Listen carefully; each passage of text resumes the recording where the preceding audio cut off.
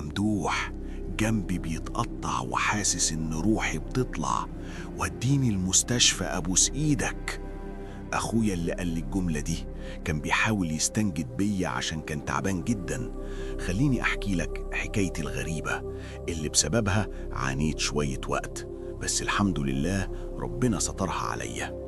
مبدئيا كده أنا اسمي ممدوح أبو المجد، عندي 20 سنة بالظبط، مخلص دبلوم تجارة وبشتغل نقاش. قصتي بدأت لما كنت في يوم كنت راجع من سهرة شغل، كانت حوالي الساعة 11 بالليل. كنت شغال في مكان ما في واحدة من المدن الجديدة. رجعت هلكان وتعبان جدا، يدوب كلت ونمت. كان البيت كله نايم، وفي نص الليل صحينا كلنا على صرخة واحد. قمت مفزوع من نومي. الصوت ده مش غريب عليا، أنا عارفه كويس. ده صوت محمود أخويا، كان بيصوت بأعلى صوته وبيتوجع. جريت على الأوضة اللي بينام فيها مع أخواتي، لقيته بيتلوي في الأرض وماسك جنبه. سألته أنا مخضوض عليه: مالك يا محمود؟ صرخ وقال لي: الحقني يا ممدوح، جنبي بيتقطع وحاسس إن روحي بتطلع، وديني المستشفى أبوس إيدك. كان باين قوي إنه تعبان جدا وإنه مش مستحمل الوجع، كان حرفيا بيتلوي من الألم. شلته على كتفي وجريت بيه أنا وأخويا صلاح. صلاح عنده 18 سنة ومحمود عنده 16 سنة. وصلنا المستشفى ودخلنا الاستقبال. الدكتور قال: أخوك عنده التهاب حاد بالزائدة الدودية، بالبلدي مصران أعور، ولازم يتحجز في المستشفى عشان هيعمل عملية، هيشيلوا المصران بكرة، ولازم يبات معاه مرافق، وطلبوا مبلغ عشان حجز الأوضة والعملية. أنا سبت صلاح معاه في المستشفى ورجعت البيت أجيب فلوس. أخدت حوالي ساعة في الطريق رايح جاي. لما وصلت المستشفى كانت الساعة حوالي 1:30 بعد نص الليل تقريبا. وقفوني عند الأمن وقلت لهم إني كنت بجيب فلوس للعملية، فدخلوني. دفعت تمن العملية وتمن يومين بيات في المستشفى. وسألت على أوضة محمود، قالوا لي إن الأوضة رقم 212 في الدور الرابع الجناح الشرقي. أخدت بعضي وطلعت الدور الرابع. طلعت السلم وخرجت على ممر طويل. بصيت شمالي ما لقيتش حد، بصيت يميني لقيت باب من الأبواب اللي بتبقى ضرفتين، وفي ضرفة منهم مفتوحة. بصيت منها لقيت واحدة ست مدياني ظهرها وماشية آخر الممر. كانت بتعرج عرجة واضحة جدا، وقبل ما اندح عليها دخلت شمال. كنت هجري عليها عشان أسألها، بس بصراحة خفت، أصل الممر كان مظلم إلى حد ما. بصيت عليه أول باب كان مكتوب عليه حمام رجالي، وبصيت على أرقام الأوض بعيني، لقيتها بتبدأ من 300 لحد 315. خرجت راسي بره الممر ورجعت عكس الاتجاه اللي أنا جاي منه، وقريت أرقام الأوض لحد ما لقيت أوضة رقم 212 بتاعت محمود. دخلت عليه، كان نايم على السرير بعد ما الدكتور اداله مسكن قولي عشان يعرف ينام، وصلاح نايم على كرسي جنبه ورافع رجله على كرسي تاني. صحيته براحة وقلت له يروح ويجي بكرة عشان محمود هيدخل عمليات الساعة 8 الصبح.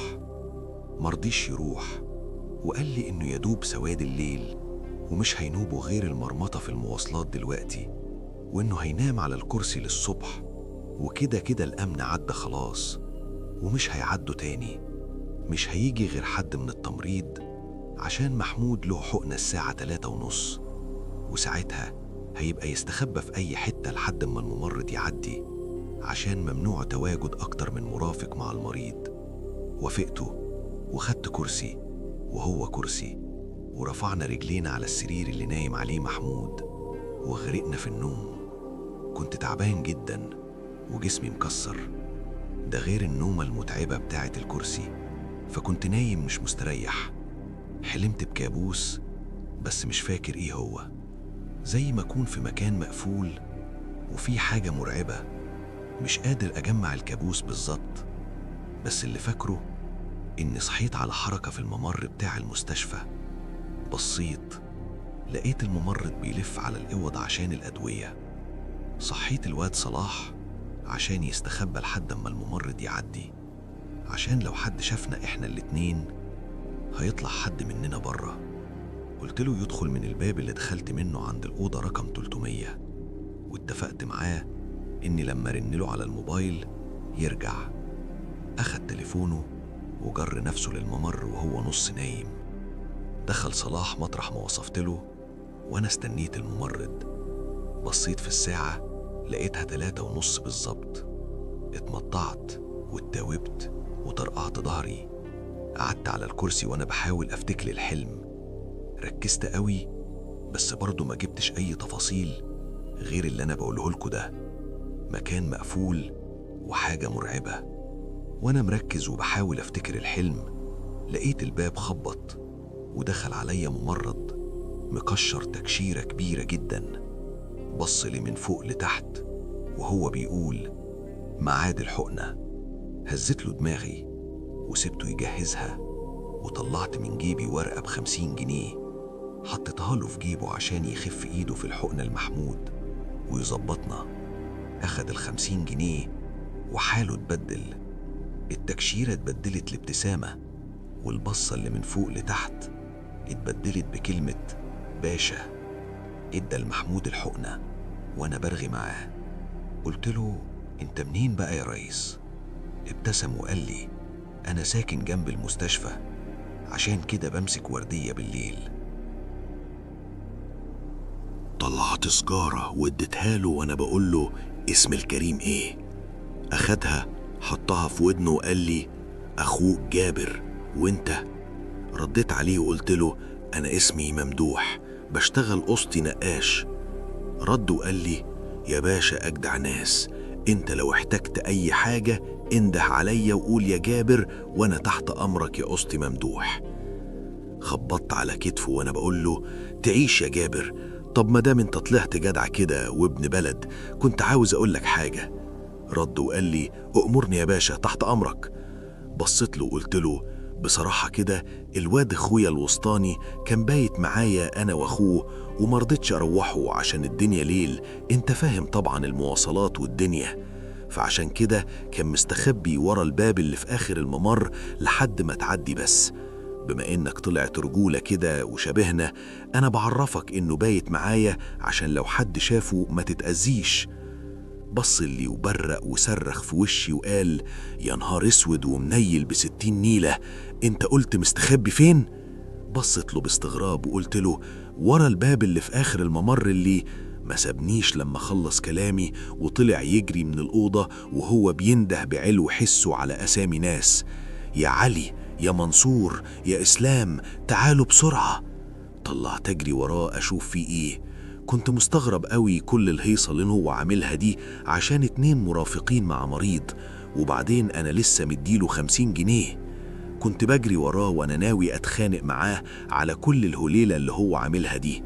بعد ما نده على الأسامي دي وهو بيجري وأنا بجري وراه كنت خايف لا يعملوا حاجة في الواد صلاح ولا يتخانقوا معاه. لقيته فتح باب جنب السلم وصرخ بعلو حسه في عيل محبوس جوه عند نبوية. لقيت 3 رجالة قاموا يجروا من أوضة التمريض وكله جري بكل سرعته ناحية الباب اللي مستخبي وراه الواد صلاح. بس ثانية واحدة الباب كان مقفول بجنزير كبير وقفل أكبر منه.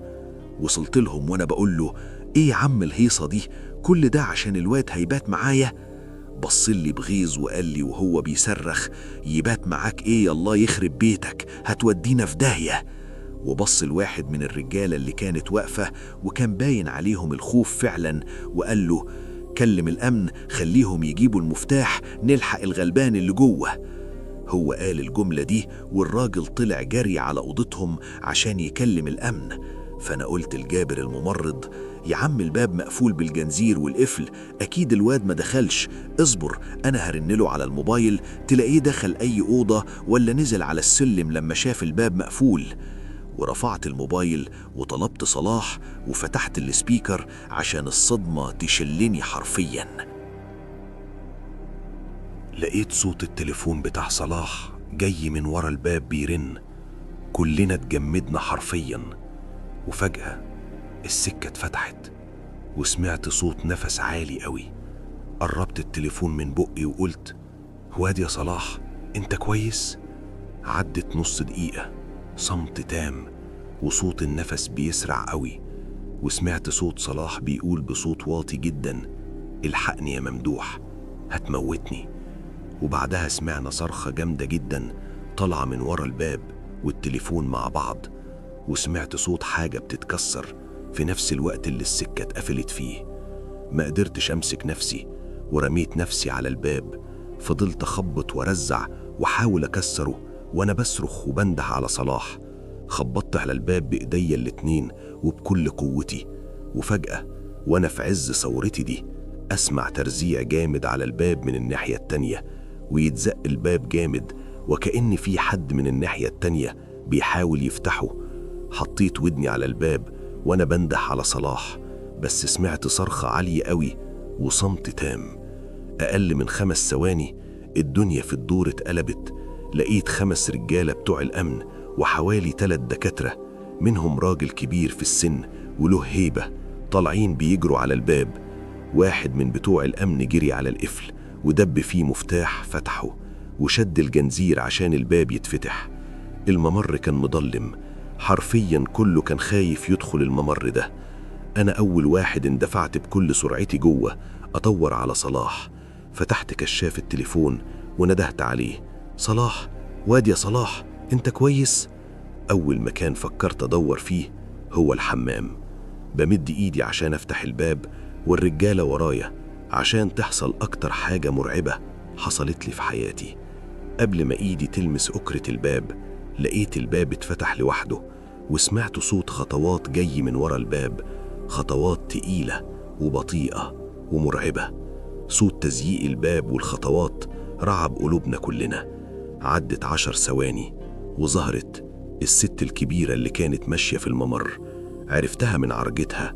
خرجت من الحمام بخطواتها البطيئة، ليها حضور تقيل، كانت عاملة زي الطيف، زي ما يكون جزيئات جسمها متفككة أكنها سحابة دخان. كانت ملامحها مش باينة إلى حد ما، بس كانت باينة إنها مش شوهة. جلدها أسود ومحروق، عينيها بيضة بياض الموت. بدأت تتحرك ناحية آخر الممر، ومشيت وهي بتعرج لحد ما وصلت لآخر الممر ودخلت شمال واختفت هناك في الضلمة. كانت الرجالة كلها بتمتنم بصوت واطي، اللي بيستعيذ واللي بيقرأ قرآن واللي بيصلي ليسوع. استجمعت شجاعتي وزقيت باب الحمام برجلي عشان ألاقي الواد صلاح متعلق في الهوا من وسطه. كان نايم على ظهره في الهوا، زي ما يكون واحد نايم على طرف سور من وسطه. جريت عليه، حاولت أشده ما طلتوش. واحد من الأمن جاب كرسي وطلع عليه، وسندنا الواد ونزلناه من الحاجة الغير مرئية اللي كان متعلق عليها، وأخدناه وطلعنا بره الممر جري. وأنا خارج لقيت تليفون صلاح مرمي جنب الباب.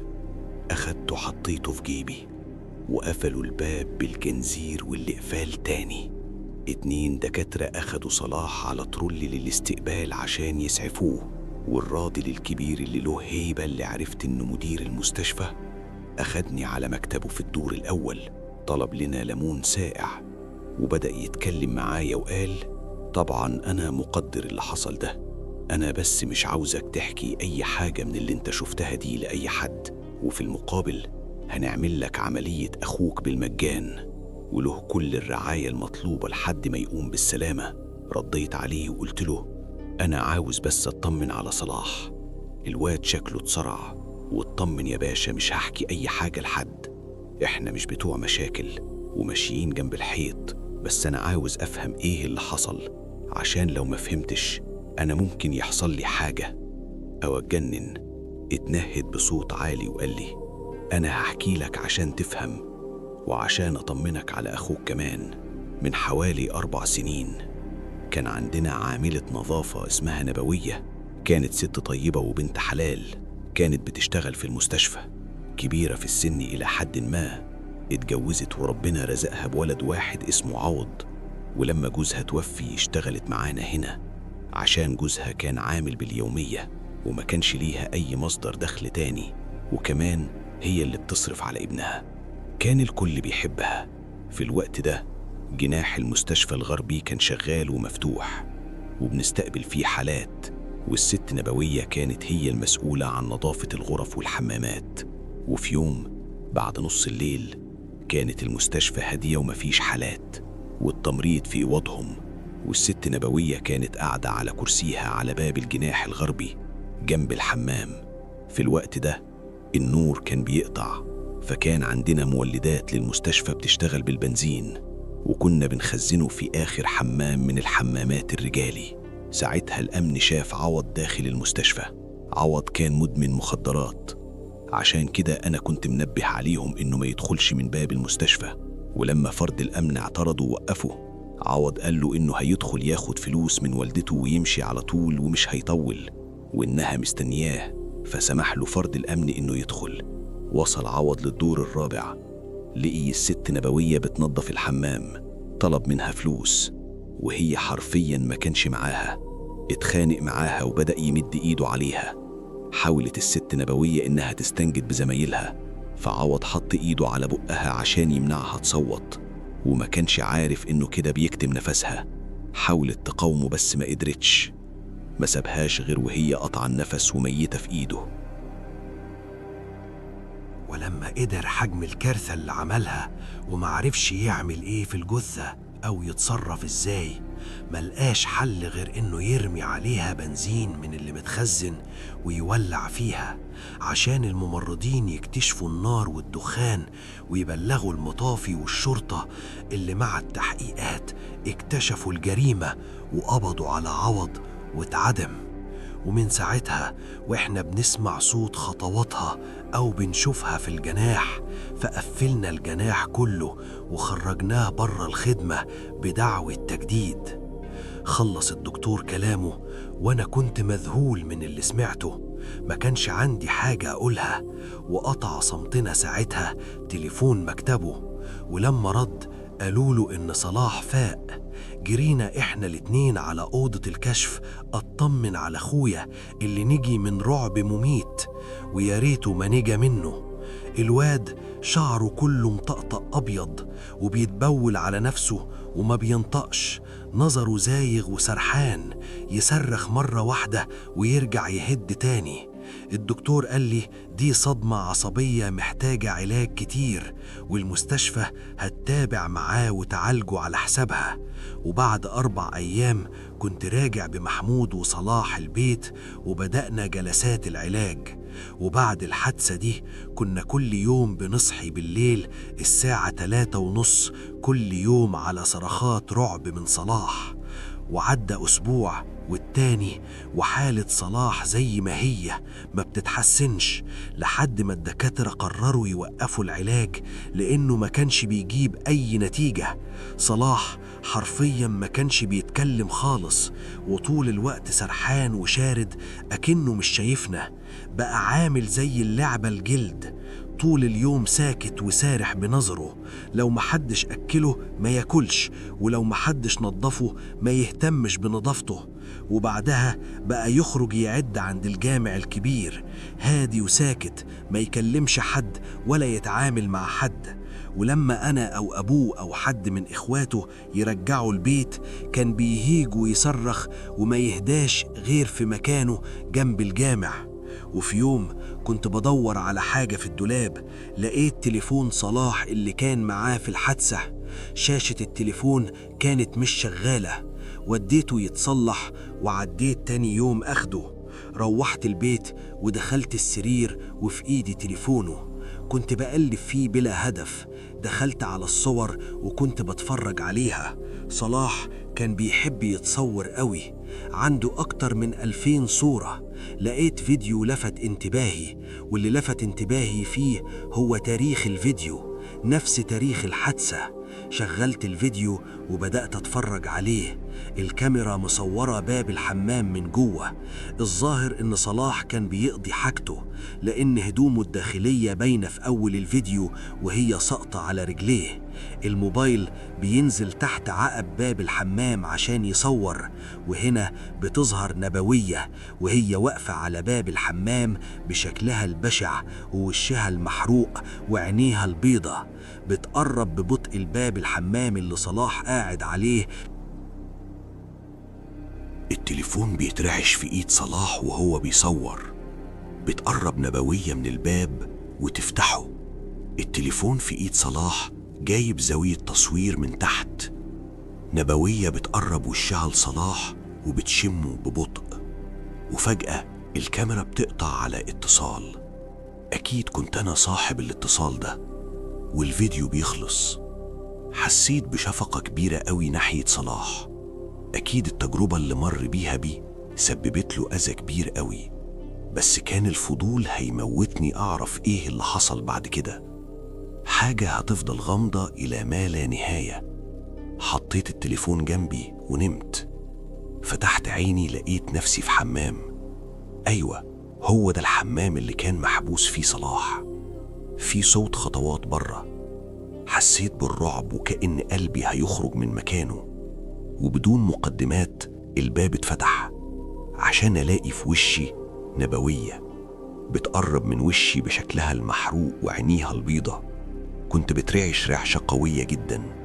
مدت مناخيري ناحيتي وشمتني، وفجأة مدت إيديها بسرعة كبيرة ناحية صدري وضغطت عليه.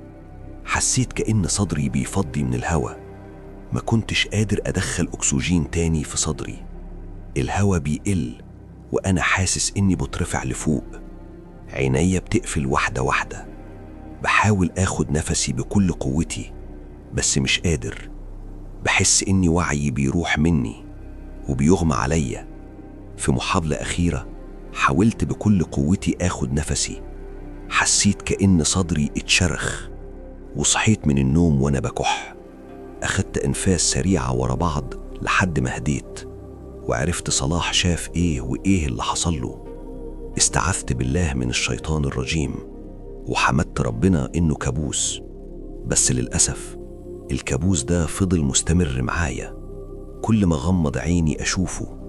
أما صلاح فدلوش على الآخر وقرر يعيش وسط باحات المساجد.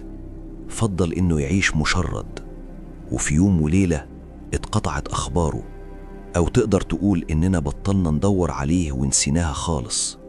أنا الوحيد اللي بفتكره كل ما نام وأحلم بكابوس نبوية.